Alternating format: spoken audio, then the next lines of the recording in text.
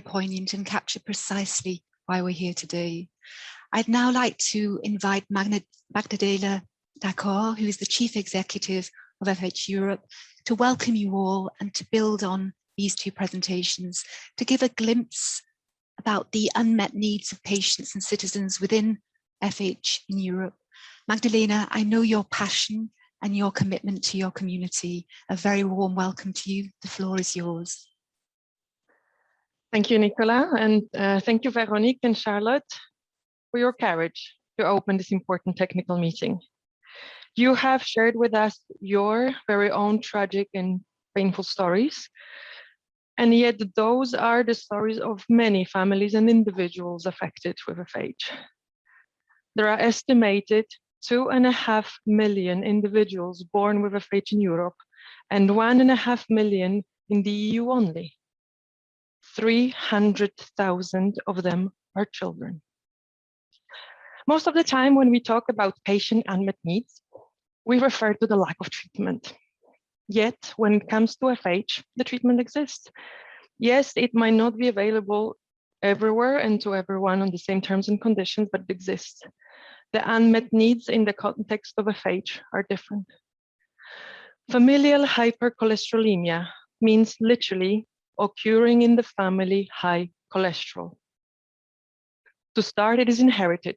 Behind every individual with FH, there is a family affected with it.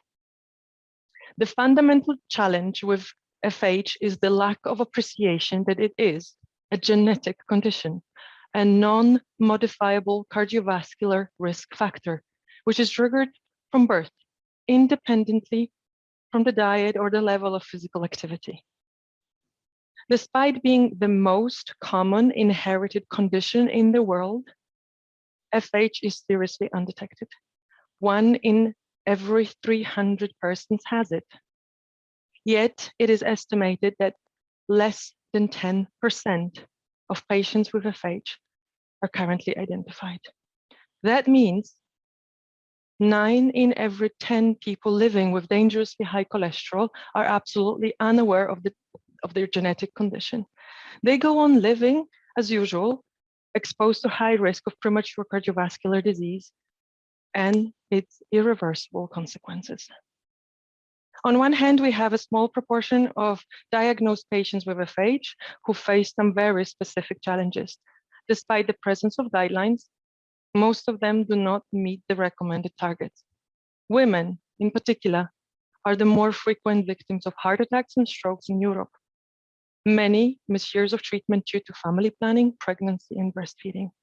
Off-treatment periods can reach even 10 years. Children are mostly diagnosed as the index cases. That means something terribly wrong must have happened in their family, and they were tested as a result. Inherited high cholesterol is unknown, misunderstood, and as a result, downplayed, often mistaken for lifestyle consequences, where root causes are rarely investigated. Once identified as a genetic condition, it is being labeled as high risk and penalized.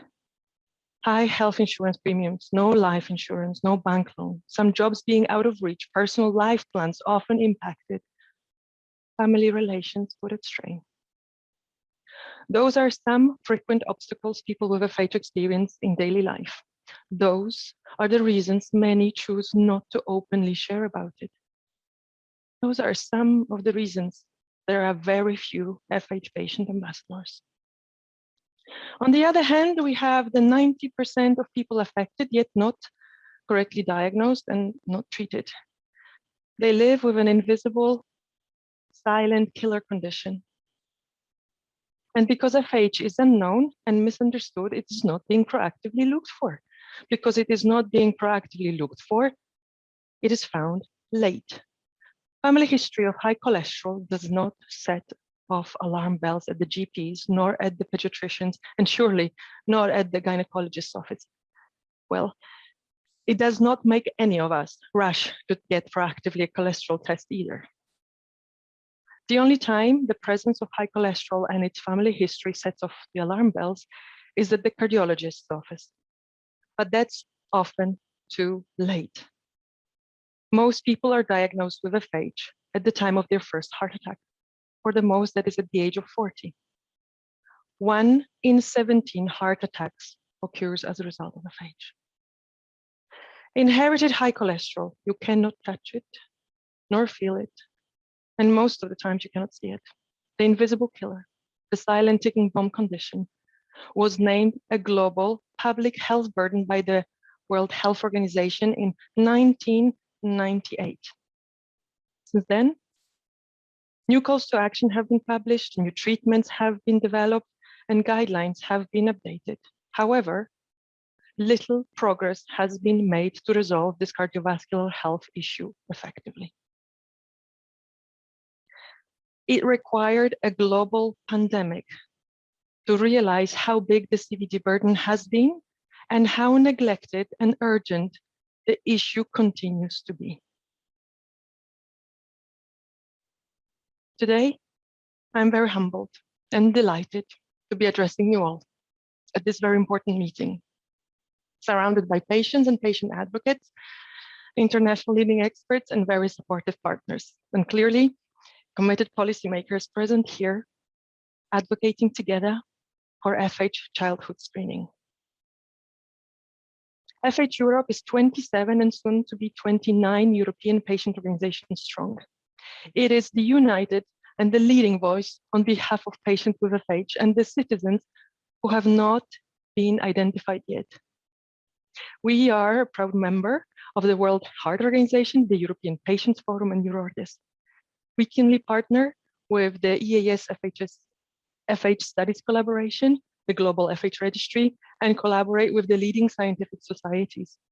And very recently, together with 15 other international health organizations, we have formed the European Alliance for Cardiovascular Health to call on the EU for concrete actions and to prioritize cardiovascular health.